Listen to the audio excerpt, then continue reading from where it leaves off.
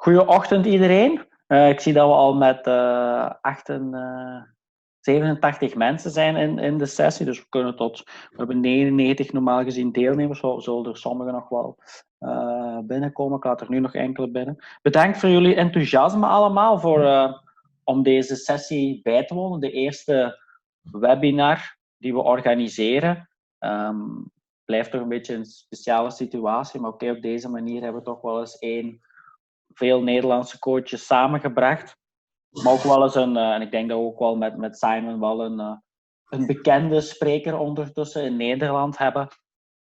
En ik ben wel blij dat hem toch een ochtend kan vrijmaken voor ons om weer enkele dingen te delen. Voordat ik het woord aan Simon geef, wil ik even enkele spelregels of huisregels meegeven. Ja, liefst zoveel mogelijk de microfoon op mute. We zijn met heel veel in de groep.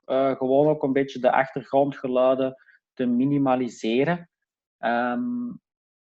Je kan dat onderaan op jouw balk beheren. Normaal gezien links onderaan in de hoek kan je jouw microfoon op mute zetten. En ook de camera uitzetten. Gewoon door minder camera op te hebben, vragen we minder van de internet- of wifi-verbinding. We filmen deze sessie ook. Simon, this all will be recorded. Maybe we will use it to put on YouTube afterwards, the presentation. Sure. Dus we vragen gewoon dat je geen eigen beelden maakt. Je mag wel eens een foto maken van, dat zou ik eigenlijk misschien zelfs leuk vinden als je eens een foto maakt van deze sessie, misschien op social media deelt. Doe gerust. De meesten weten wel dat ik sharing is caring wel een slagzin vind. Het is wel eens leuk om onze eerste webinar misschien ook wel te delen. En ik vermoed wel met Simon dat we wel een top editie hebben. Andere iets is, je kan wel interactie of vragen stellen gedurende de sessie. Ik ga me bezighouden om de chatbox. Je mag dan als privébericht naar LTA Tennisbond, de host, dat ben ik, sturen. Ofwel in de groep, gewoon naar everyone. En we zullen ongeveer 1 of 2 keer een pauze nemen in de sessie om enkele vragen met Simon te stellen. Ik ga dat dan een beetje modereren. Dus stel gerust tijdens de sessie als je een vraag hebt, terwijl Simon bezig is in de chatbox. Ik heb met Simon afgesproken om 1 of 2 Q&A stops te doen, dat we niet 1 uur non-stop doorgaan. We zullen ook enkele live polls doen. In de sessie krijg je een pop-up, waarbij eigenlijk Simon een vraag stelt en jij moet dan aangeven dat je antwoord A, B of C selecteert. Gewoon om een beetje interactiviteit te houden en ook een beetje jullie een beetje te teasen binnen een specifiek onderwerp. Ook wel belangrijk na de webinar. Jullie hebben gisteren ook die e-mail ontvangen voor de online ontwikkeling. Die is tot morgen 12 uur beschikbaar. Gelieve die ook al wel in te vullen. Heel belangrijk is dat je zo correct mogelijk jullie bondsnummer invullen. Op die manier kunnen we ook de 2 PO-punten toekennen. Het is eigenlijk tweedelig, een stukje ontwikkeling, een beetje reflectie over de sessie. Wat neem je mee uit de sessie? Dus interessante feedback voor Simon, maar ook wel een beetje een manier om jullie aan het denken te zetten. Wat neem je mee vanuit de sessie? En dus ook wel het tweede deel is een beetje feedback over deze sessie. Hoe kunnen we de webinar, want we willen dat misschien nog wel doen, verfijnen. Maar ook wel toekomstige topics. We willen ook wel van jullie alle deelnemers een beetje horen. Wat kan misschien wel een ander topic zijn dat we een keertje kunnen organiseren. Dat waren de huisregels. Nu ga ik het woord geven aan Simon. Hij zal ook een korte introductie geven over het topic en dan enjoy the sessie, zou ik zeggen. Simon, it's up to you. Maybe do a small introduction of your topic and then you can share your slide. I will leave now. Great, thank you. Well, I hope everyone can hear me. First of all, huge thank you to Ruben and everyone at KNLTB for asking me to speak this morning on a topic that is often not covered in conferences or even in courses so much. And I want to present to you something I'm really passionate about, which is tactics and how we can help our players to become tactically more smart, to have real game intelligence, to have match IQ. Because the beauty of tactics is that you can be inferior to your opponent because of your physicality. You may be slower, bigger, You may be inferior to your opponent because they have a better forehand or a better serve, but you can still win the match if tactically you play the game smart. And you can see that on the ATP WTA Tour, in the junior game especially. So there's been a general leniency towards developing skills and weapons and forehands and backhands and serves. And I believe that's true, because you need to have good strokes to hit the ball well. But you also need to be able to play the game well at a high level if you want to achieve your potential in tennis. So that's a little bit my introduction to this session, is that in tennis, our job as the coach is to help players to hit the ball better, but it's also to help them to play the game more effectively. And that's the area that I'm going to focus on today. How to play the game more effectively. And what are some of the things you could develop with your players over a long period of time. And some of what I deliver will be under 10, under 14, up to the professional level, because I don't know who's on the call and what level of player you will work with. So I'm going to just share a couple of screens. First of all, this one. Just to give a little bit of an overview of what I mean. Where is it? Yeah. Okay.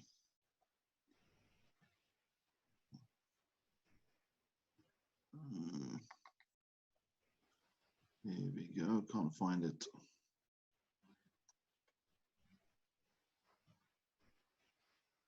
Can you see my screen, Ruben? Not yet. Okay, well, Not yet. I don't know what to do.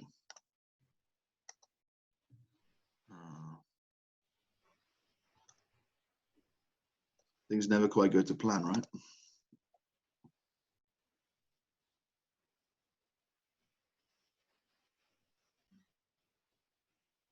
Okay, the first one will be this one. Can you see this? Yeah, now you're sharing. Okay, great. So click on presentation, because we can see the other slide. So I just want to share this with you, because before I go into more advanced tactical development with clips, which I want to talk around, I want to just present this overview slide to everyone, because I think it's the foundation of playing tennis. If you ask me, Simon, come and watch my player play a 12 and under tournament at the weekend and feedback to me tactically how well they played the game. These are the 4 things that I would look at first. So not technically, not mentally, not physically, just tactically. I would look, first of all, do they select the right tactical intention? Which means, do they rally when they should rally? Do they attack when they should attack? And do they defend when they should defend? And you know what? I could go around almost every country in the world and watch under 12, under 14 tennis, and people not get this right. They play too passive, they play too aggressive, they do 2 first serves, or they do 2 second serves. They just don't play the phase of play right. They don't get it spot on against their opponent. So that's the first thing I look at. Do they attack with power? Do they attack with precision when the ball is low? Do they attack on the rise to take the ball early? When they defend, do they stay in the point and then back up, or do they turn the point around because they have an opportunity to do a passing shot? Do they just play, rally, attack, and defend well? And a lot of people don't. The second thing I look at is, do they play high percentage shot selections? So do they play Rafa and Federer, or do they play like Kyrgios, who's a shot maker, who will win matches and is a good player, but for him to win a tournament will be difficult because he can't play high percentage tennis for long enough in the match, for long enough in the tournament. So there's always a trade-off between being very creative and very skillful and doing lots of show entertainment, but do they always play the right shot? So when they're on the run, do they play more cross-court than down the line? When the ball, do they do a drop shot? Do they do it closer to the net versus from the baseline? Because it's more difficult to do a drop shot from the baseline. The third thing I look at is, do they just use their strength against the weakness? So if they have a strength to run well, good court coverage, do they move? Do they make balls? Do they have a high rally threshold? Are they consistent? Or do they play their forehand more towards the opponent's backhand? So these type of things are really important, basic, my strength against your weakness. It's the fundamental core element of tennis. And then the last thing I look at is just, do they stand in the right place on the court? At the baseline, at the midcourt, at the net? Do they recover off center? Do they back up when they're in trouble? Do they look to take the ball early when they have an easy chance to attack? So do they just stand and recover in the right place? And if every under 10, 12, and 14 player in Holland could do those 4 things better, they would be better tennis players. And I'm sure that's true. So this framework of just 4 points, of course, there's a little bit more detail underneath them, is a really powerful framework to allow you to assess and teach the core basic tactics of tennis. Now, what I'm going to move on to next, I'm going to stop sharing that, is my presentation. That's just my opening slide. So, get rid of that. Hoping this will work.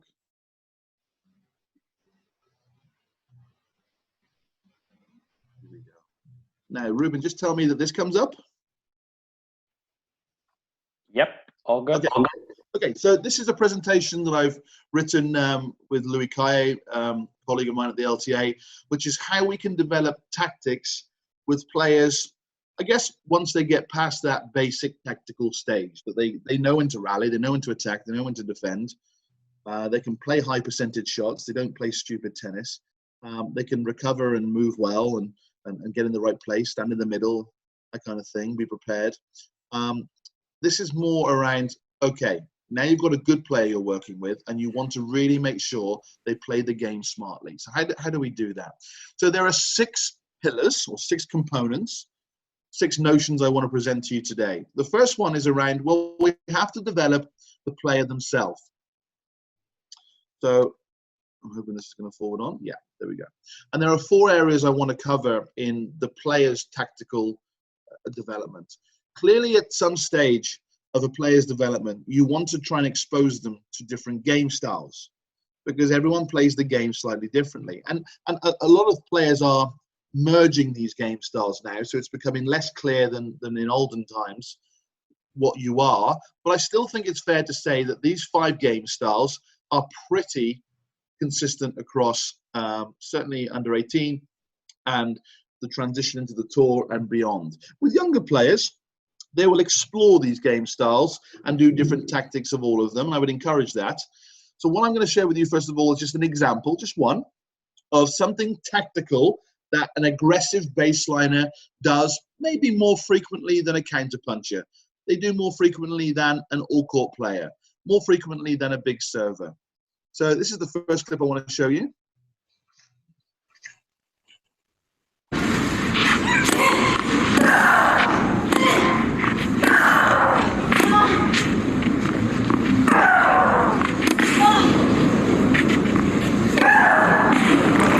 So you can see there from that clip that Maria Sharapova is clearly an aggressive baseliner. She really likes first strike tennis, impose her court position, impose a high tempo early on in the rally. And especially on the clay, that you often see aggressive baseliners do something called attack, attack, attack. It's the idea that one attacking shot is not enough anymore, especially if you're playing a counterpuncher who's got great court coverage skills. So we should teach our players to not finish the point. I don't like that phrase, finish the point. I prefer to say attack, attack, attack. Because if you finish the point, then you have to expect that it's over. And often it's not over. Often you need 1, 2, 3, 4 attacking shots in a row. And aggressive baseliners have the mentality that they attack, attack, attack. And that's something you have to develop at a young age.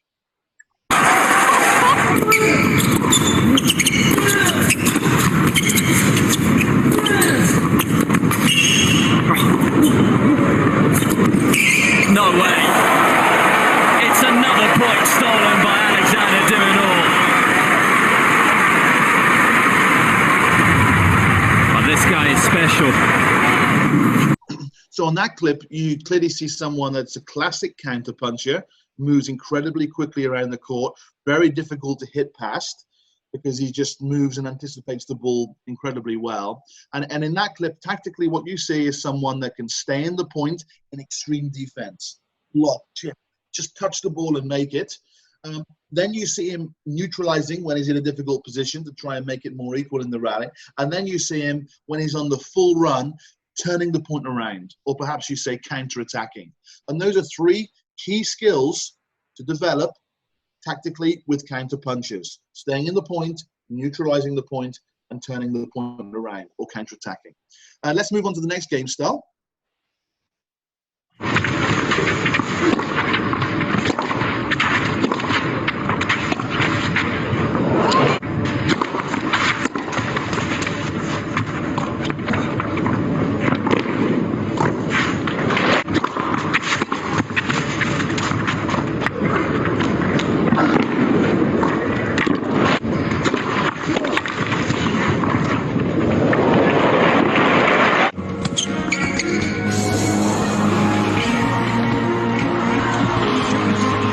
So this is the game style of an all-court player. So Roger, who's changed his game style over time from being a net rusher, more of an aggressive baseliner, all-court player. So players don't stay in one game style. It's very common that they evolve through their career. But what you see here is someone that, and it's very common of someone that's an all-court player like Barty, that they really use the drop shot, often the one-handers even more. And in that clip, you can see that when you train players, you should train the drop shot from the baseline, from the three-quarter court, from the half court, the service line, and then also from the net. When someone hits a drop shot to you, you have to have the skills to do a drop shot back, or to do a lob volley by moving in after your drop shot. The next game style, big server.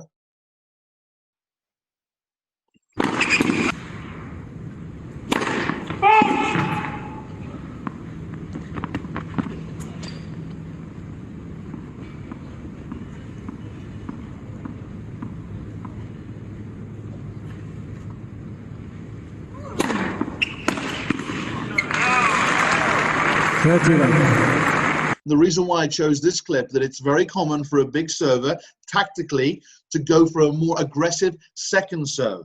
That's very different to a Rafael Nadal, who's an aggressive baseliner. Rafael Nadal may go for a big first serve, but will play much more carefully on a second serve. Now the big servers like Query and Ranic, Karlovic, these people, they'll go for more on their serves. They want some cheap points off their serve. So their percentage of points won on first serve is much higher. And therefore you need to develop the technique to match their game style preference, which is being a big server. And the last one, a net rusher. And there are very few net rushers in the game, as I think Misha Zverev might be the last one. And the females, it's almost no one. But we don't know what the future will hold. So maybe more net rushers will come back as the game develops. So therefore, the skills of being a net rusher, I still think are really good to teach young players. Fun, variation, for skillfulness. But here we go.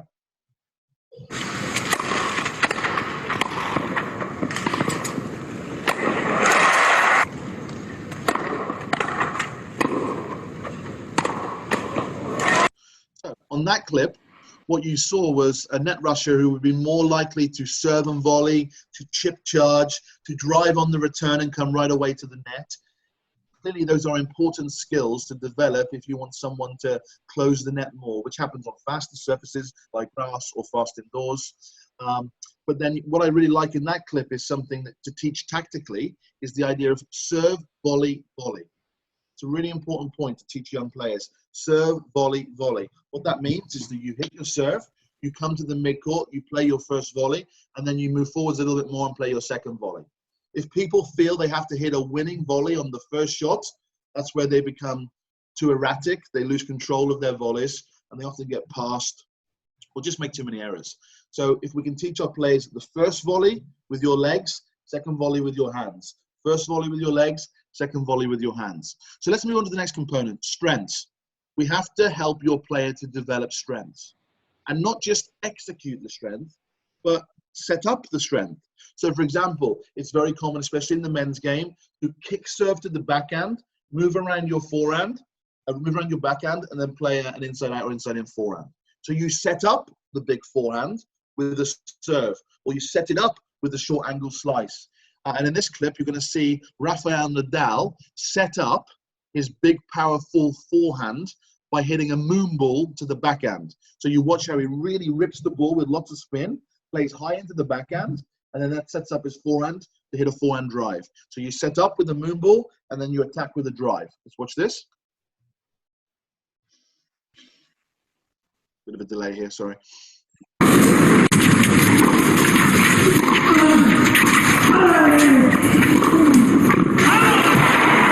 And again, what I like about this clip is that you see Rafa right away before Ferrer even hits the serve. Watch how he cheats his positioning because he wants a forehand on the return, which is much easier on the slower services. So watch again and really watch how he moves over their forehand.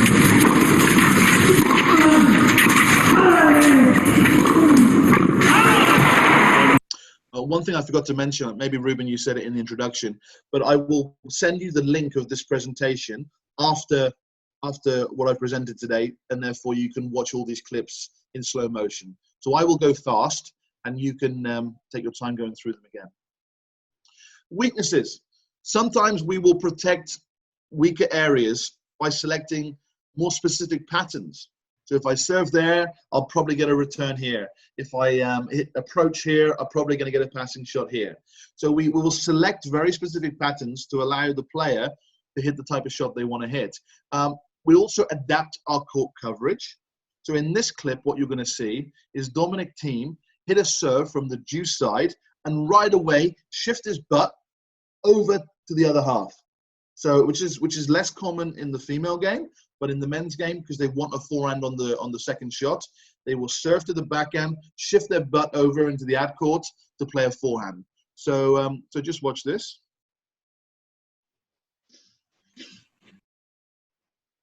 Oh yes.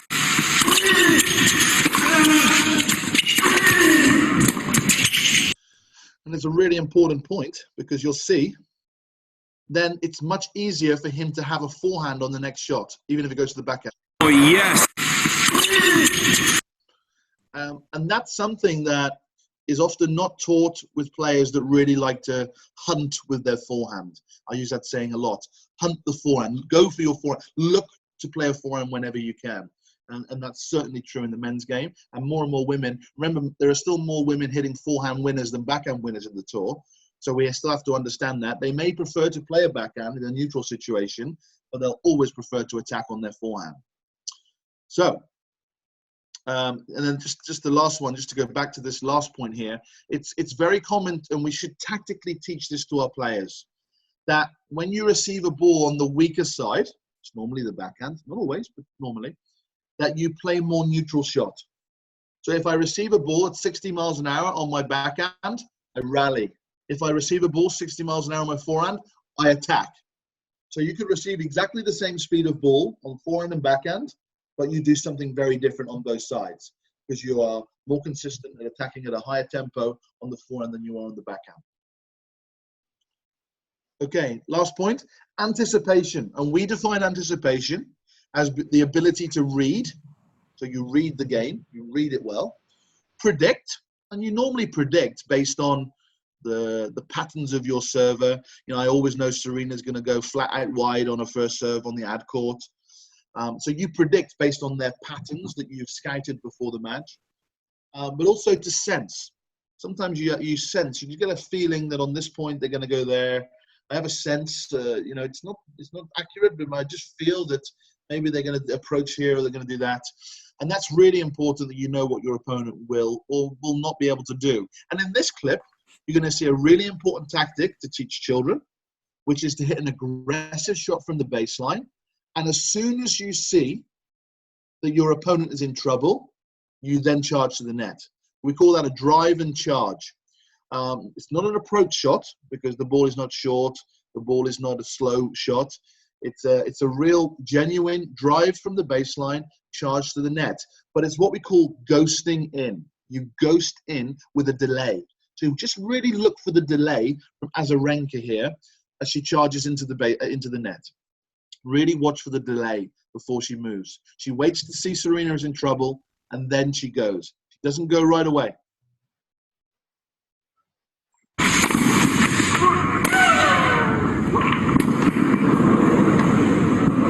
And that's really, really smart tactical play from her.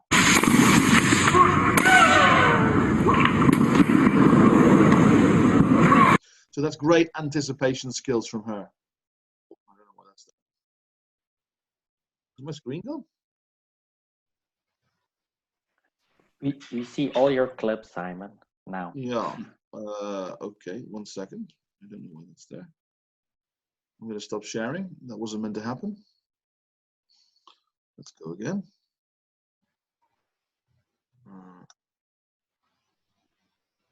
Well.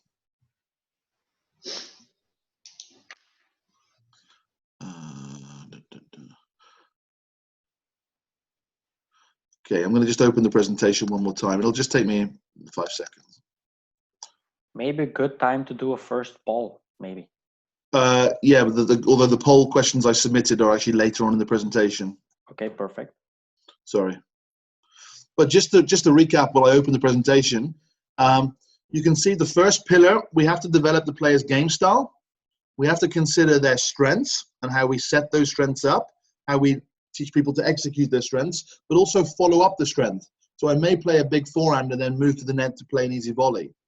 And then we have to develop their ability to minimize the exposure of their weakness. Everyone will have weaker areas. Not everyone can be strong in all the areas, but we have to help players to do that. And then we have to also help develop the anticipation skills of our athletes. Okay, it's back.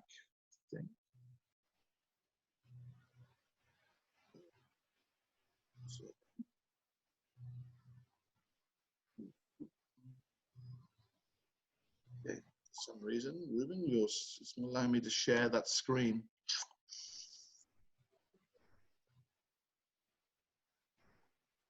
You need what from my side?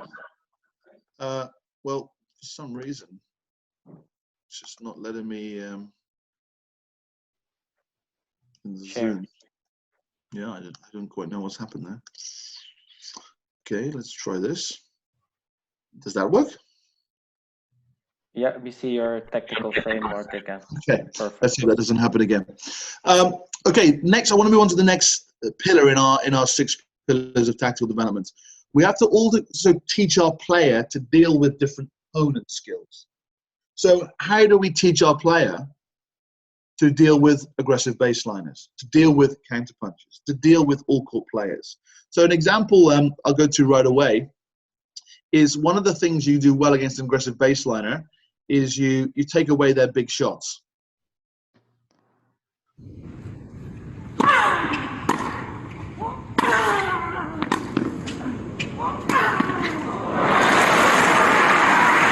So in that clip, Pliskova, who is a very aggressive baseliner, she moves into the court to try and attack early. But what Serena does is she jams her into her body, so she hits a body serve, so she can't take a big swing at the ball. She plays a weaker return, and then Serena right away can impose a tougher shot, which is a really important tactic on the return on the second serve, to jam the body serves up. How do you beat a counterpuncher?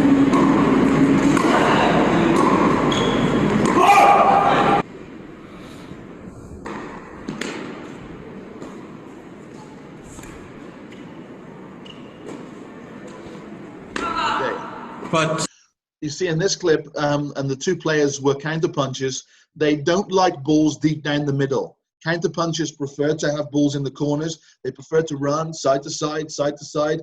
Think of Halep, think of Ferrer, think of Dominar. They're fast, they're in the corners. So when they receive a ball deep in the middle, they can't hit angles. And therefore you take away the angles. It's a really incredibly important tactic to teach your players if they're playing a counterpuncher. August. Player, beating an all-court player.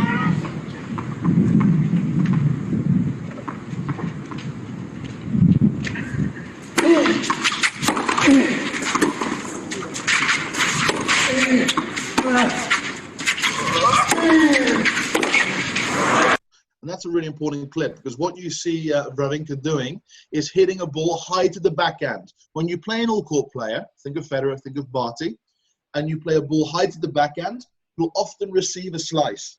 And if you often receive a slice, it's very difficult for them to hit a power slice.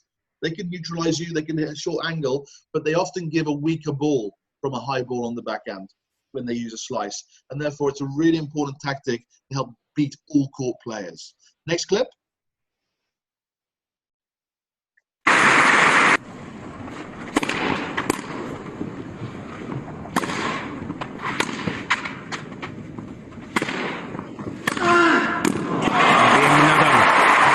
Wow, it's really sad for an Englishman to look at Wimbledon knowing that this year it won't take place.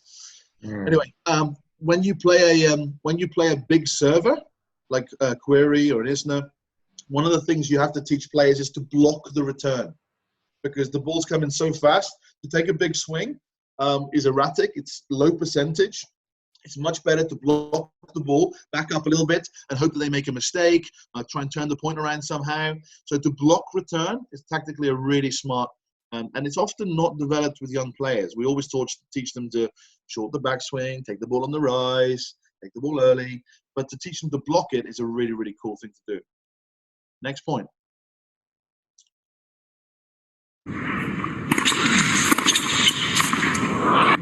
So there's a good example of beating a net rusher. Mr. Zverev, who likes to come to the net a lot. Federer here neutralizes him by hitting a short angle cross court.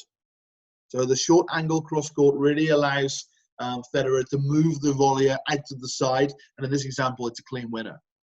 So we need to know, the other way you play a net rusher is to return more down the line. Because if you return more down the line, you right away stretch the volleyer at midcourt.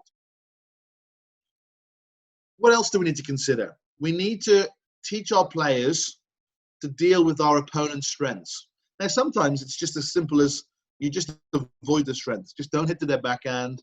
Don't bring them into the net because their volleys are too good. Whatever it is, don't make them move side to side because their movement is just too strong. So you just avoid it. Or you could try to neutralize their strength. Now, how would we do that? Well, you could change the rhythm. So if they're a big, hard hitter, then you change the rhythm. Slice, ding, flat, topspin, slice, ding, flat, topspin. Or you could adapt your positioning. You could back up, which gives you more time to read the fast shot in order to try and turn it around. Or the third way, which is often not taught, is you teach people to attack the strength of the opponent. So you can't rally to Roger Federer's forehand. If you try to rally to Roger Federer's forehand, you're going to get hurt. But if you attack Roger Federer's forehand, then he's going to be in trouble. So here's an example of Ferrer doing it to Nadal.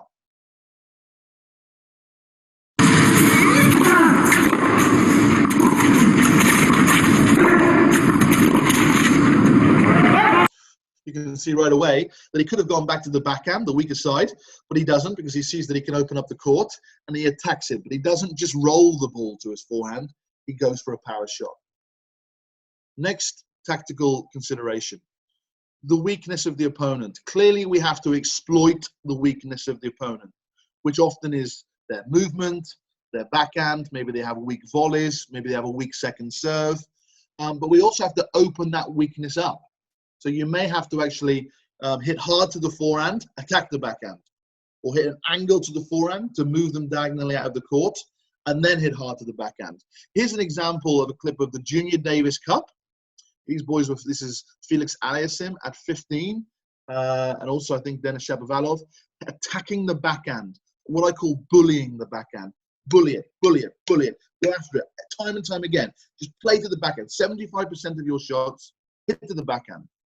It's not such a stupid tactic to have in your mind that if you hit 75% of the shots to the backhand, you're going to win more points.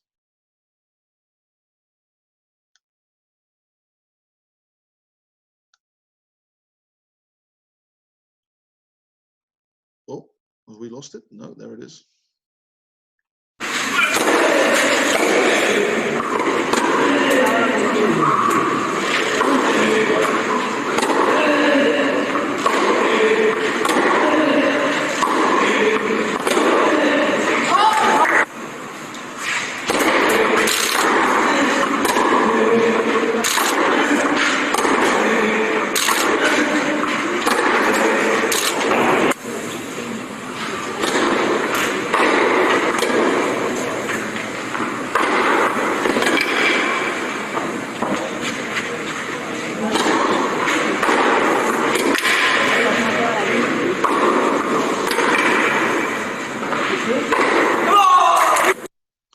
Okay, next clip.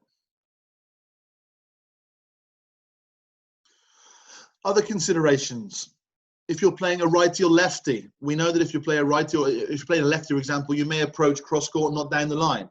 If you're playing a lefty, you may serve more wide serve than serve body. Single-handed players don't like high balls on their backhand. Opponents' grips. If a person has an extreme grip on their forehand, they hate low balls.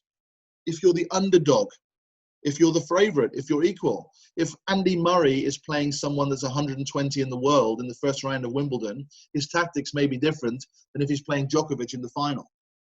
Okay? If you've never played them, you may be a bit more cautious. But if you've played them before, you may know, they're going to have a big serve, they're going to have a big forehand, they're going to come to the net a lot. So your opponent really does dictate, especially if you're preparing a player for a match, how you tactically may implement your strategy. The next point, space. And there's two areas of space that I want to cover. This whole idea of laterally at the baseline, laterally at midcourt, laterally at the net.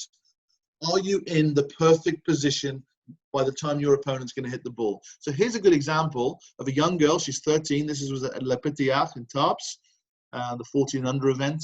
And watch her move from the baseline. She doesn't follow the line of the ball. She goes perfectly in the middle of the court.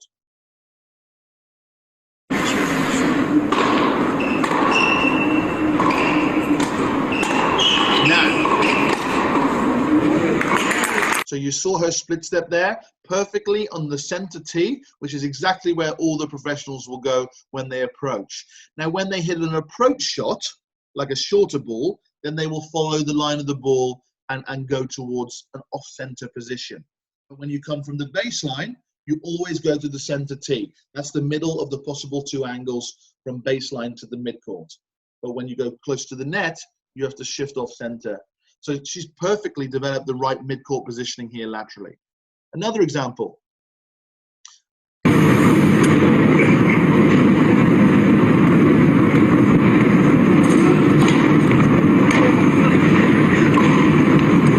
Now in that clip, I just wanted to focus in on the movement. That's the return of a second serve. And what you saw Verdasco do was back up. So we always teach players, step in and attack the second serve, step in and attack. And it's just not true that that's the way the game is always played, especially on high bouncing hard courts, slow clay, that you will often see a lot of the Spaniards, South Americans back up, play a drive, and then look to set up their forehand on the next shot. And that's the game. So we need to know the game of tennis. And what I found in my travels around the world is that as more and more coaches have come into the profession, maybe you weren't ex-players, I'm not an ex-player, we've had to learn what the game is. Often what players feel, because they play at a high level, if you didn't play at a high level, you have to learn this knowledge. This is tactical knowledge that will help you create game situations in your training, will help you develop patterns of play with your players, help them prepare them for tournaments, but you have to talk the game, and this is the tactics of the game. Now I want to move into a slightly longer part of the presentation where we want to talk about not my space, not where I move to, but how I exploit your space, how I move you. And this is how we're going to focus on it first. This is a really nice breakdown that will help you as coaches tactically plan your sessions. So this is a really important part of the presentation now. First part.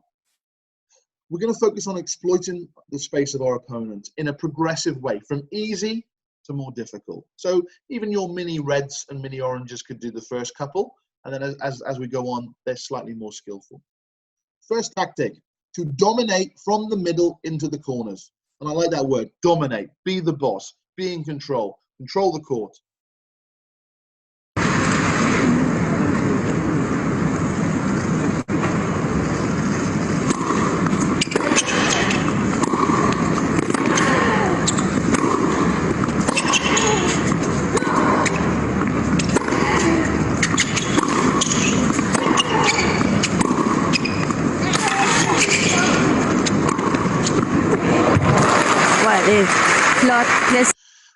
And why I think this is the easiest way to move the opponent is because if I am the player moving you from the middle, then I don't have to move very much. You have to move a lot, side to side, to side, to the side, to the side, but I don't move very much at all. So I conserve my energy, but I really deploy your energy.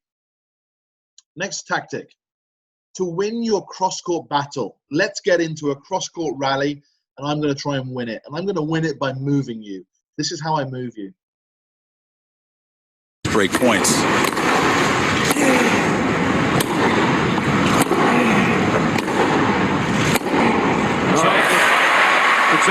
So a great example there of Murray getting into exchange, attacking the backhand, and then when he has a bit of time, he loads and unleashes near the line. And there are other ways to win the cross-court battle. You know, you could change rhythm, you could run around your backhand, and he decided to play more with his backhand shot. Next tactic, to change direction of the ball frequently. And that doesn't just mean cross-court line, cross-court line, cross-court line. It also means from a line into a cross-court. Everyone in the world always teaches, come on, forehand cross-court, forehand line. Forehand cross-court, forehand line. Backhand cross-court, backhand line. I don't see hardly any coaches ever teaching the reverse. Because if someone goes cross-court line, then the opponent has to go line to cross. And just watch how much these players move here from simply tactically changing direction of the ball.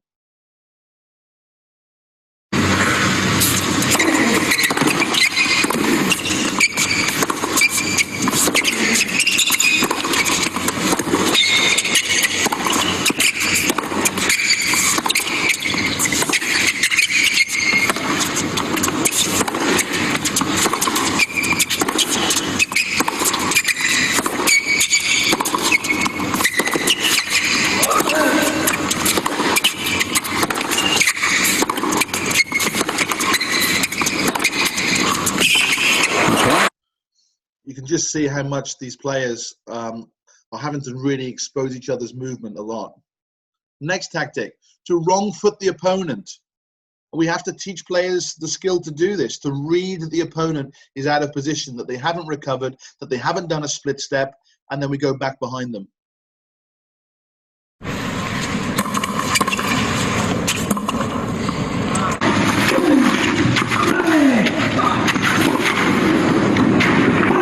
Oh, that.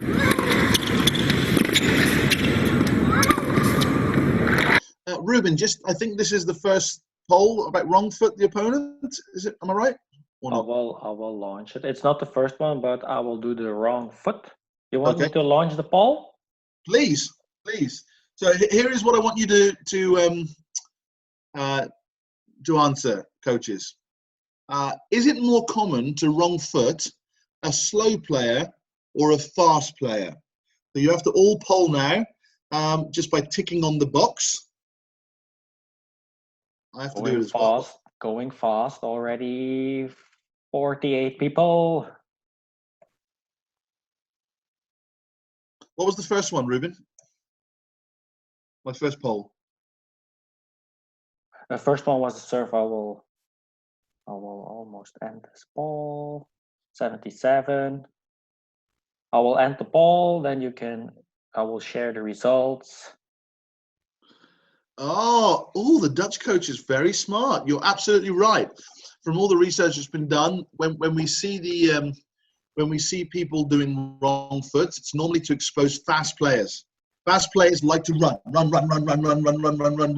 and therefore you can expose them by doing a wrong foot behind them. So well done for the 90% of people that said fast players.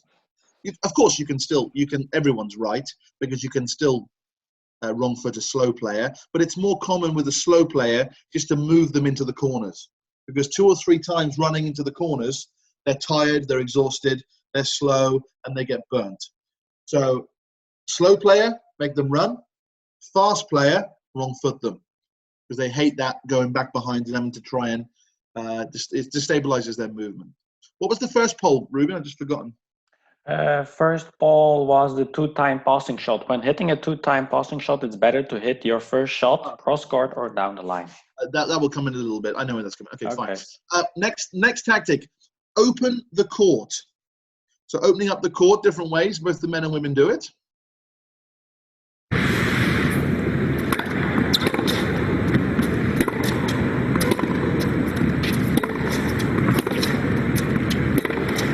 There it is. There it is again. So you can see in that clip, there's two open up the courts, and we define open up the court by a shot that forces the player to move outside of the doubles tram line. So you'll see those clips again when you watch the presentation back, that the girl is moved twice outside of the doubles tram line. If you move outside of the single sideline, that's just a really good cross-court shot. But if you move someone out of the doubles tram line, wow, you're going to really open up a lot of space to hit into, which the girl does twice. The X pattern. So you'll see two clips here of both directions, because both movements will make up an X. Watch how Roger Federer plays a short little angle, brings Leighton Hewitt forward, and then hits deep behind them. Here's the first clip.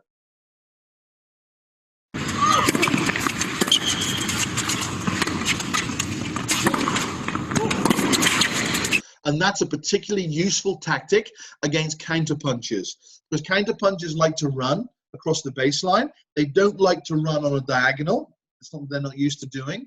And therefore, Roger is very clever there at playing that short angle, move them forwards, and then deep behind them. So they have to move diagonally back to recover to the shot. Now you're going to see a female doing it on the other side. So that was a short backhand, bringing them forward on the backhand. Now you'll see them bring them forward on the forehand.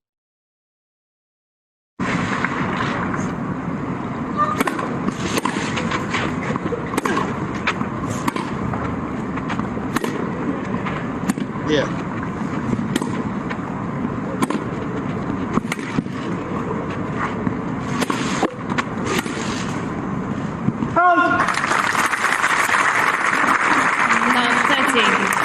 It's my favorite court at Wimbledon, court 2.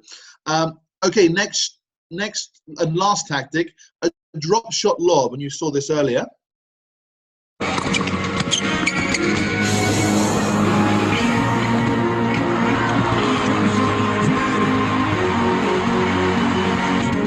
Smash or Volledig? Well, he couldn't get to it. He just got it up just high enough to get it out of his reach. And what I really like about that clip is you see Federer clearly hitting the drop shot, sneaking inside the baseline, because he knows it's very unlikely that Djokovic will be able to hit a winner when the ball is so beneath the net, the height of the net. So that idea of hitting the drop shot, sneaking in a little bit, and then moving forward when he's really in trouble, and then being able to play the lob over his head. Tactically, so smart. And the question I want to ask all you coaches, you don't have to answer now, is if I said to you earlier on, what are the 7 ways to move the opponent? Would you have been able to answer, dominate the middle, win the cross-court battle, change the direction of the ball, wrong foot the opponent, open up the court, X pattern, drop shot lob? Now, I know you all know these tactics. It's not new information, but it's packaged in a way, in a framework, that allows you to plan the development of your players. And maybe you just teach mini red. Maybe you just teach 7-year-olds. And if you just teach 7-year-olds, maybe you just do dominate the middle, cross-court rally, change direction of the ball. Maybe that's it. That's fine. But if you're working with older players, I think we shouldn't limit our players to the same tactics they did when they were 7. We should expose them to more advanced things. Even if they're not very good at it at the start, the more you do it, the better they will become. So how do we break that down into patterns? Here. Next poll, Ruben. Are you there? I'm here. Is the serve, is it when dominating the middle after the serve is the best? That's it. That's it. So let's put another poll up. Now we're going to take dominate the middle. And I want you to answer, coaches, if the player wants to dominate the middle after their serve, do you think it would be better to serve wide, serve body, or serve T? Go. So they want to dominate the middle, from the middle into the other corner. Where's the best serve going to be? Going fast. Wow, it's like an exam, Ruben. You made it tough for these people. Yeah, Belgian people love to make it tough for the Dutch people.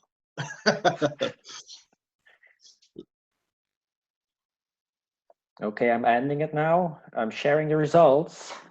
Oh, now this is a bit more mixed. Okay, so you're going to watch the clip, and then you're going to understand why.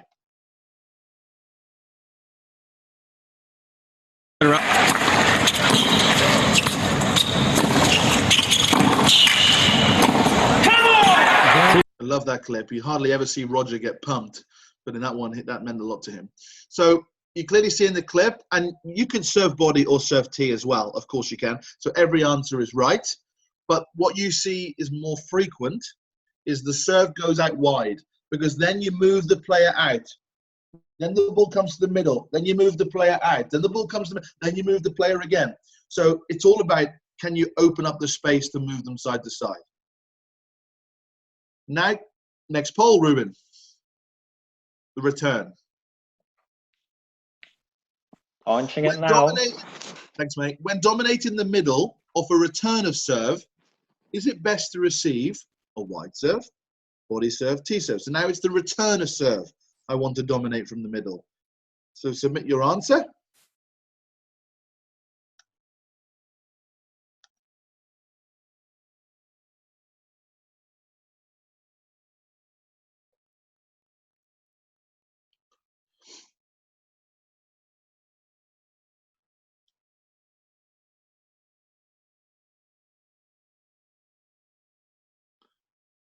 Ruben, is the box still there at the top of the screen, or is it gone? It's still in the left down side corner, a black box. The black box is there, is it? I'm Is it gone ending now? yeah, it's gone now. Cool. I'm ending the results. Tee serve. Well done. Everyone that said tee serve, absolutely right. Let's watch the clip.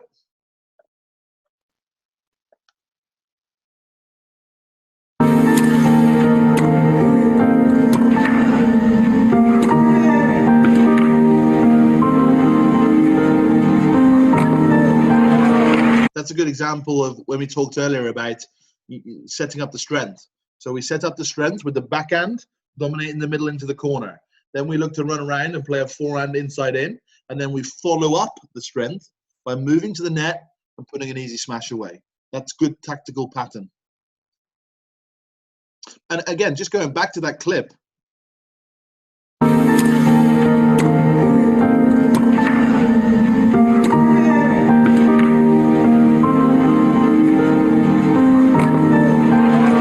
I think it's a really good clip to show the importance of the return of serve, because in my opinion, the return of serve won him the point. The smash, all of us on this call could have put that smash away. It was an easy shot. So the shot that won him the point was the easiest one, but the one that set it up to be easy was the return of serve. Both back, dominating the middle. We've seen a clip of the girls doing this earlier, but this is an example of dominating the middle with the backhand.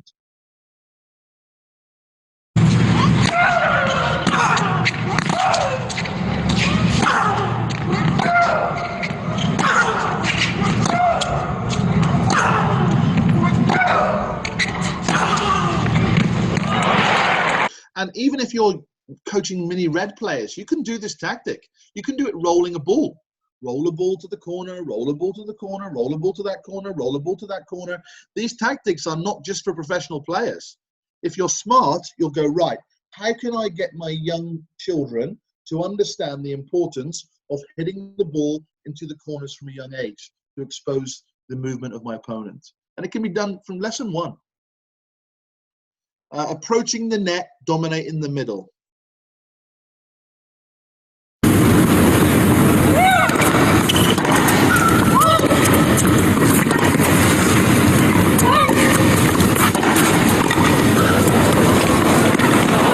It's a good example of how she dominates the middle with an approach shot, and she dominates the middle with a volley into the open court.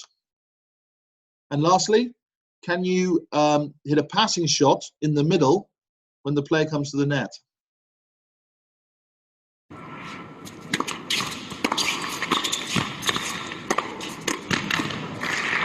So you can see from that framework there, just that little example, that you can quite clearly develop these tactical skills in a progressive way and then break them down to the level of patterns. And patterns are set up shot, the shot itself, and the shot after. How do I set the shot up? How do I execute the shot? And what's the shot after I have to do? And those patterns, those 3 parts to a pattern, really helped me as a coach develop drills on the court. So I don't need drills. I just look at these tactics and I go, right, I'm going to, today, with my 14 under girls, I'm going to practice changing direction of the ball. With my 16 under boys, opening up the court. With my men's A team at the club, we're going to do something on dominate the middle. Or we're going to do something with the under 18 national team. We're going to work on the X pattern for the single-handed backhand players. Lastly, you can see at the bottom of the screen here, exploiting the different positioning or recovery of your opponent. So this is really cool clips. I want you to watch carefully how Kai Kanepi moves on the return of serve. Watch really carefully.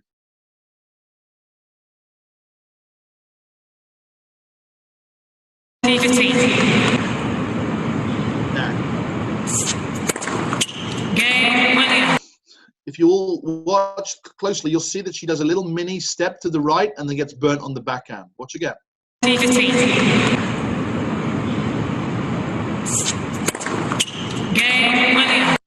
And she does this in the whole of the match. And I know Kai Kanepi, and I spoke with her about this, and she said, yeah, she wasn't even aware.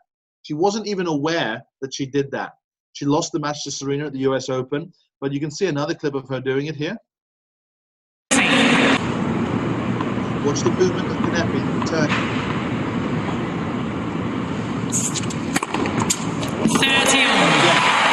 She moves out to the right. She moves out to the right, and she gets burnt with the backhand. So we have to exploit poor positioning from our opponents. It's something we have to teach children. They might not. Here is a good example. Like Serena is watching Kanepi squeeze her positioning over to one side. She leaves a gap and she serves it there. Time.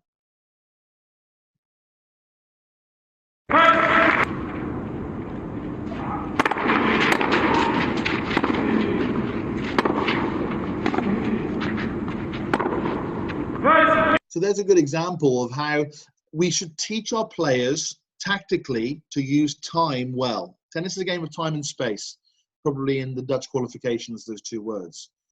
In Argentina, they have something called time, space, and numbers. So their methodology of coaching is around time, space, and numbers. It's like, how many balls can you hit in a certain space in 1 minute? It's time, space, and numbers. It's always the same thing.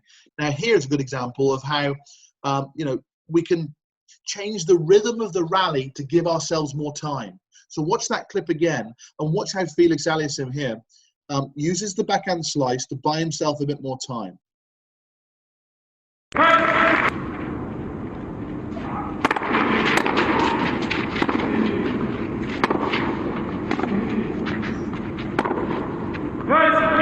And because he's attacked on the backhand, the slice allows him to recover and be ready for the next shot.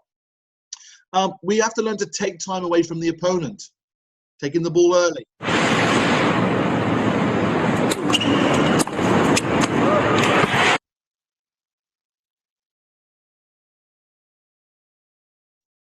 Andy has one of the highest split steps on the tour. You see that? He really moves forward and high.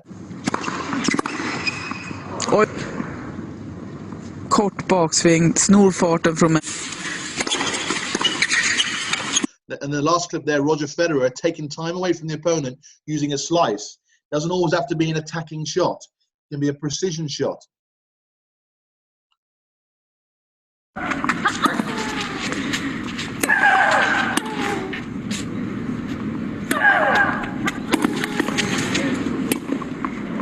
Good example here of Sharapova taking time away from the opponent using the dry volley. Very common in the female game. Have to teach young girls that from a young age. Changing the rhythm.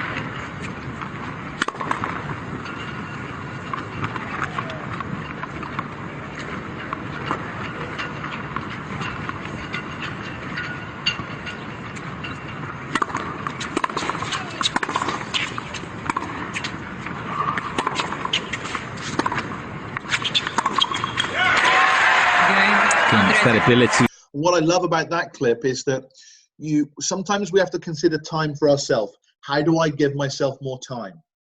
Sometimes we have to take time away from the opponent and upset their rhythm and upset their time constraint. And in that example, I love it because Bianca Andreescu here uses the forehand slice, the backhand slice, and she almost forces Pliskova into a slice rally, which Pliskova doesn't want to do, and then she makes an error from it. So you completely change the rhythm of the opponent. Here's another example.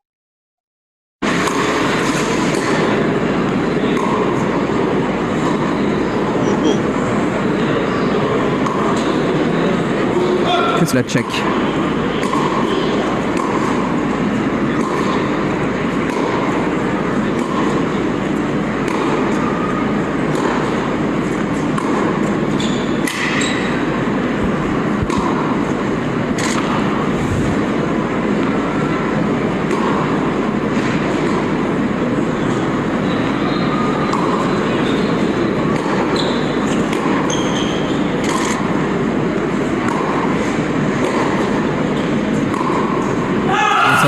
Great clip there of 13-year-old girls. So I wanted to show clips not just of professional players, but 13-year-old girls, clearly of a high level, but hitting slice to upset the rhythm. Then a moon ball, then a drive, then a slice, then a moon ball, then a drive. And it's a really cool tactical play that upsets the rhythm of the opponent. Last kind of 5 minutes now. The environment shapes tactically what we do as players. We know that. If anyone's played to any kind of a level, we understand that playing on clay is very different to playing on carpet, astroturf, hard courts, fast courts, grass courts. So I'm going to show you a couple of tactics that are more common on fast courts.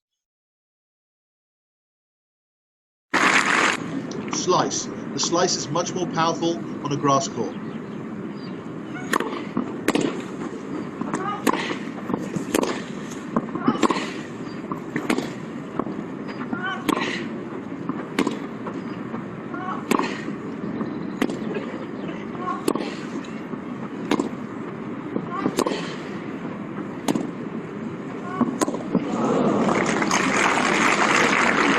And that's a great clip to show that the relentless use of the slice on the grass will lower the impact point of the opponent, and in the end make it very difficult, especially in the female game, because they don't like to play with a lot of spin. They prefer to play flatter. So when the ball is low, they can't play flat. They try and lift it with spin, and then they make a mistake. So that's more powerful on grass.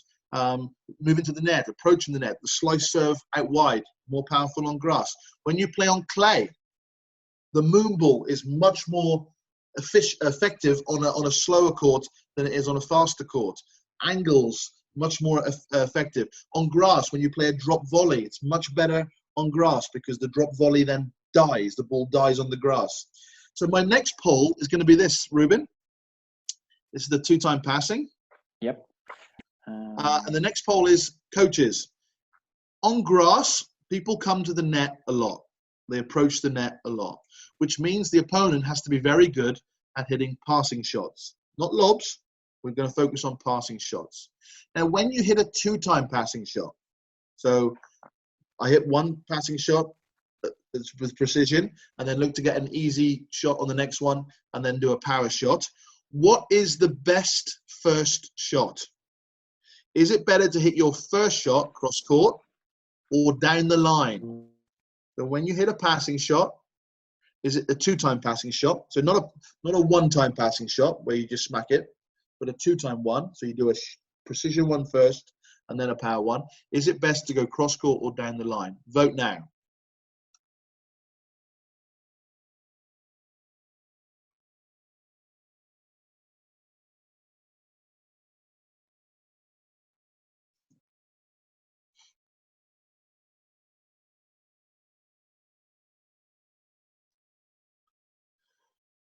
Now get on, Ruben. Oh, to the people that voted cross court, correct. That is the right answer. And I'll tell you why after you see this clip. Rising indoors.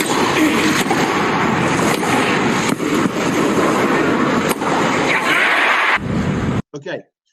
The reason why you'll hit cross court first is to actually, and I'll go back and pause it on it. Rising indoors. Okay, if it's a one-time passing shot, hit anywhere you want. Hit down the line, hit at the body, hit cross court, doesn't matter.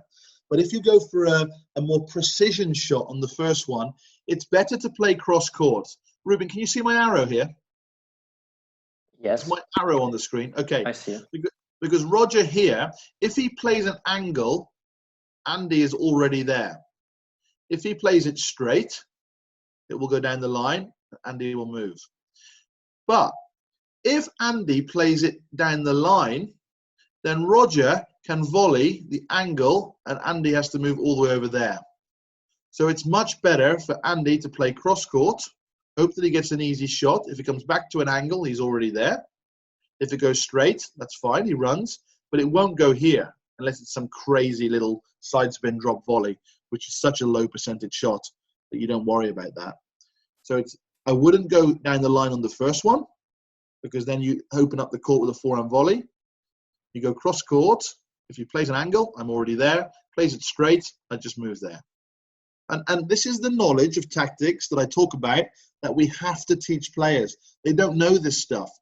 A lot of them don't know it. So they play stupid tennis. They go down the line and then Roger Federer puts it away.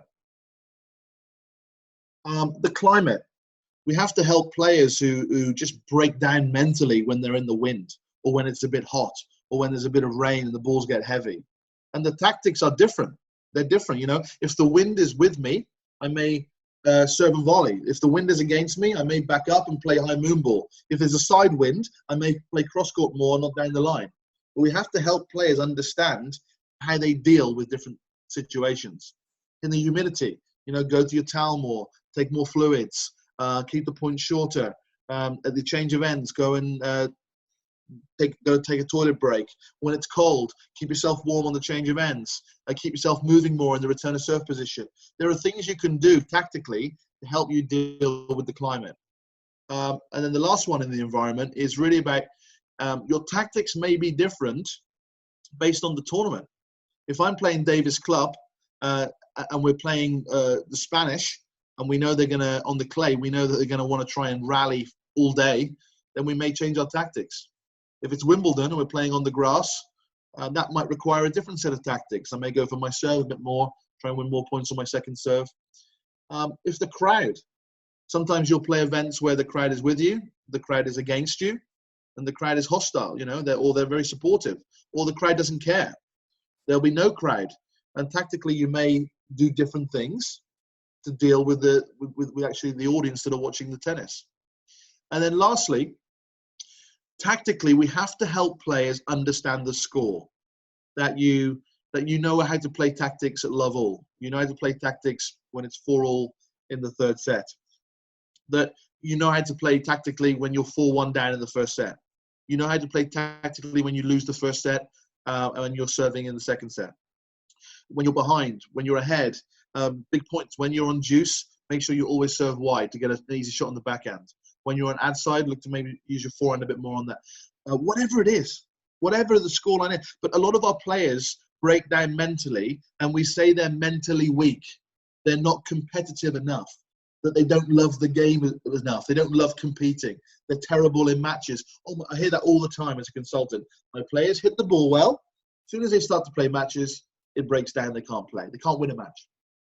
Well, maybe you've done all your work as a coach, and great job, coach. You've given them a good forehand. They've got a great serve. They've got beautiful volleys, but they just can't put it all together in a match because you focused all your conversations around skills and not tactics. And therefore, my big kind of final point to my presentation is that we have to help players play the game to deal with being 4-1 up when it's 3-all in the first set.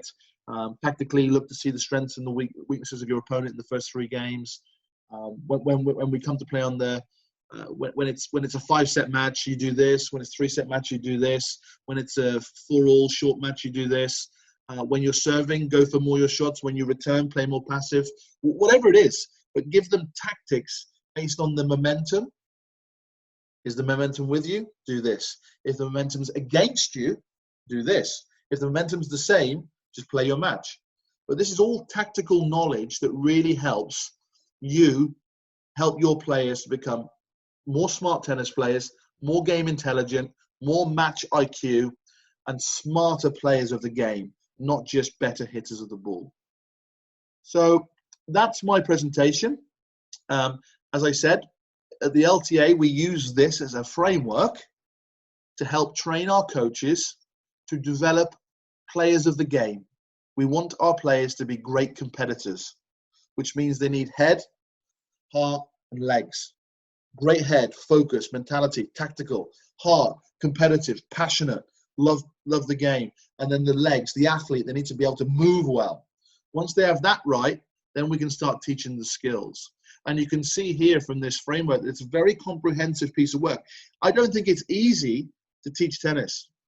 People say, oh, it's easy, forehands, backhand, hit the ball in front, bend your knees. That's easy, anyone can do that. But to really develop players, that's hard. That takes time, takes patience. And what I would say to you is I'm going to send you this presentation. Just imagine presenting this to your young players in your academy. Just imagine presenting this to the parents in a parents' evening. Do you think they would feel that you were more professional if you showed them a vision? If you showed them the end goal? This is what we want to do with your players. This is how we want to develop them. We want to make sure we develop their game style, their strengths. We want to make sure that we minimize their weakness. We develop great anticipation skills. We want to make sure that we teach them to deal with different types of opponents, people that retrieve all the time, big hitters, net rushers. We want to teach them how to deal with the opponent's strengths, the opponent's weaknesses. We want to be able to teach them how to cover their space, to exploit the opponent's space, to exploit poor positioning, how to give themselves more time in the match, how to exploit the opponent's time, how to deal with different environments, playing on grass, Do you think that's a much more intelligent way of looking at long-term development? And in my belief, it is. In my belief, that's a much more powerful way to say, look, it's going to take 5 years to really get your player to be able to play in the national championships. Because it's a tough game. There's a lot of kids that are good. But you know what? Stay with me. We're going to be patient. We're going to develop these progressively. And over time, your player is going to be an incredible competitor in tennis. Because they're going to know these 6 pillars at a very high level. So that's my presentation. I hope it's given a flavor of how we do it in the UK. It may be different to how you do it, and different is not better or worse. Different is different. I hope that you've enjoyed watching some of the clips and just watching tennis again. I certainly have. I've been missing tennis a hell of a lot. I love watching tennis, talking tennis, presenting on tennis, coaching coaches, coaching players. So it's been an honor for me to present to you the framework which we deliver to our we have 1,000 performance coaches that will be exposed to this framework, and there's more to it. I have my presentation on game style development is 350 PowerPoint slides, because I gave you one tactic of an aggressive baseliner, but there's around 25. So I gave you a flavor today, just a little overview with a few clips to bring it to life. I hope it was clear. I hope I haven't spoken too fast. And if there's any questions, I'm very happy to take questions now if we have time, Ruben. Thanks, Simon. Thanks for the great, let's say, structure and ideas, but also I love the clips to make it like, okay, wow, how is it in real life? Because you can talk about tactical framework, but now with the clips, it's more realistic, and then you get a clue about what's happening. Wanneer je een vraag hebt, feel free om het in de chat te droppen. Feel free to ask a question to Simon.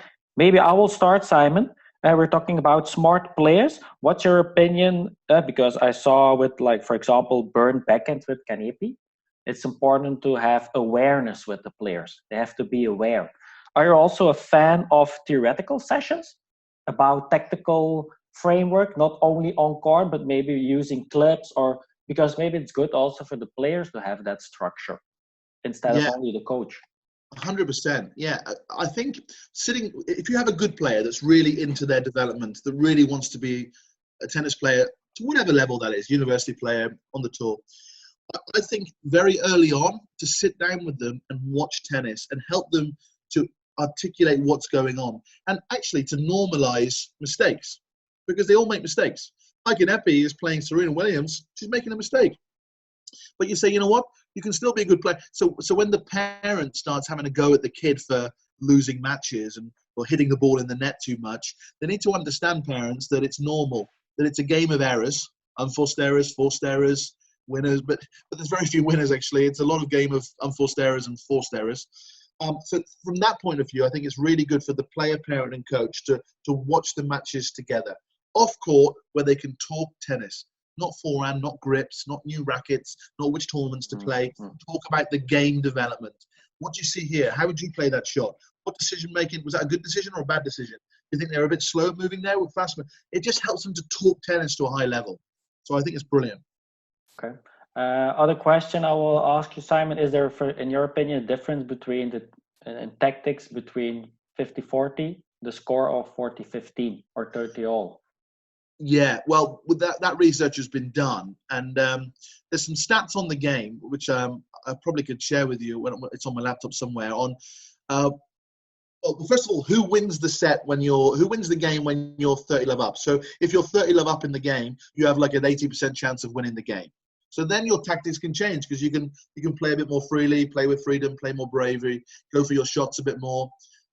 It's certainly true that if you're ahead in the game, that you can play with more variation. If you're behind, you need to play more high percentage tennis. So the tactics can change. What you see sometimes on the tour is people do something called a semi-tank. So a tanking is like giving up, not trying. If you tank the match, you give up. If you semi-tank, you almost give up, but not quite. It's when you're losing, you think, what's the point? And you just go for your shots. Sometimes it works, sometimes it doesn't. It happened with Djokovic at Federer at the US Open. Federer was going to win. I think it was match point. Djokovic just smacks the ball as hard as he can on the return serve. It goes in, the momentum changes, and then Djokovic wins. But that's very rare. It's very rare that people just play stupidly and then the tactics change. If you're behind, you need to play smart. Okay. Other question: what's your opinion on-court coaching on the women's game? Ooh. Be careful. Be careful. Yeah. Okay. I think the answer is complex. There's two answers. There's a reason why you do it for the benefit of the player, and there's a reason why you do it for the benefit of the entertainment industry, for us, the viewer. So, first of all, I'll talk about us, the viewer. I think it's very interesting to watch the coach go onto the court and have a conversation with their player. We've never seen that before. It's fascinating to see what are they saying, how are they saying it, how much information are they giving, what questions are they asking. That's fascinating for me as a coach to watch that. I love that. So that's one part. For the entertainment industry and for the viewers, I think it's a fascinating insight into relationship between coach and player on the professional level. The second point is, should we do it? And then the third point is, should men and women do it? Because at the moment, what I don't like is that we do it for the women, but we don't do it for the men. And for me, that's a gender debate, which just seems crazy. I don't know why. It's almost saying, well, women are stupid, and therefore they need men to come on the court and help them, which is just not true. It's just not true at all. Tennis is the beauty of tennis is that it's a game that you have to try and work out yourself. There is no coach at the sidelines screaming, shouting, motivated. You have to find it within yourself to solve the problem. Those are the best players. Murray is great at that. Federer, Nadal, even if they're behind, they find a way to dig in and win. And therefore, I don't necessarily know if it adds anything to the sport for the player and the coach. It could change the outcome of the match because the coach could say something really motivational or tactically smart. So I understand the benefit of it. I just don't know if we should be doing it for the women and for the men. So I know I haven't really answered the question, but I wanted to talk about it more articulately. Okay. Last question I will ask. What's your advice when you have an opponent who's only playing high balls? Okay. Your opponent is always playing high balls. What's your tactical solution? My tactical solution is this. If your opponent is always hitting high balls, it's normally high balls to the backhand. Because a high ball to the forehand, you can step in, take it on the rise. A high ball to the forehand, you can move forwards and do a drive volley. But on a backhand, the drive volley is more difficult. And a backhand on the rise when the ball is high is also more difficult. So this is what I suggest. If someone plays a high ball to your backhand, you move back, you play a high ball back. So they moonball you, you moonball them. But you don't moonball again.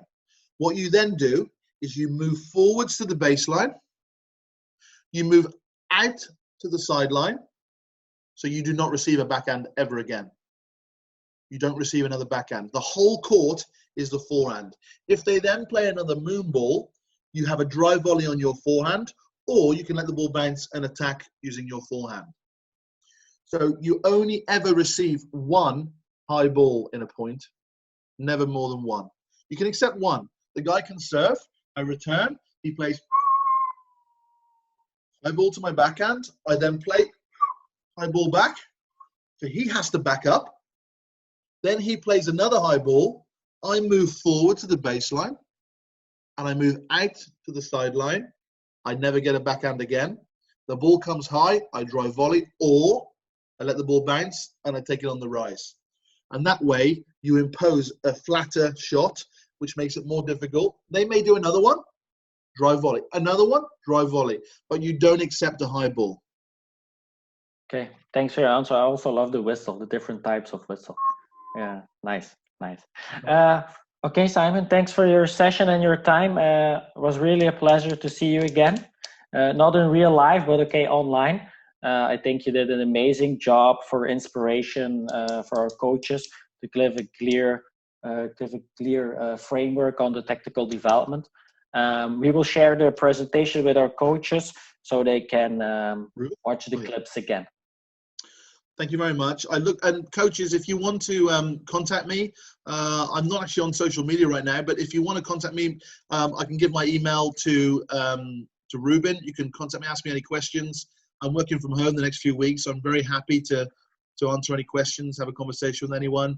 And I'll send the link to Ruben to forward it on to everyone. So thanks everyone for listening. Sorry I ran over slightly, but I wanted to get through the content. And maybe we can do another session in the future because I've got lots more content I can present. Okay, perfect. I will share your email address when we give all the information to the coaches. Thanks Simon. Mate. Thanks everyone. Bye. Have a good day. Oké, de eerste webinar zit erop. Ik denk dat het wel een succes was, denk ik, voor het delen van de kennis van Simon. Bedankt aan alle coaches voor toch de sessie te volgen. Bedankt ook voor de deelname aan de polls. Jammer dat het niet bij iedereen lukte. Ik ga sowieso deze namiddag een mail sturen met de link naar de online presentatie van Simon, zodat je alles terug rustig kan bekijken. Ik ga daar ook nog eens een keer de link delen voor het ontwikkelingsdocument. Even een online review op deze sessie. Zo kunnen we ook de 2 PO-punten toekennen. Iedereen nog een fijne dag. Bedankt voor jullie aanwezigheid. En hopelijk tot een volgende keer op een nieuwe webinar. Bye coaches. Doei.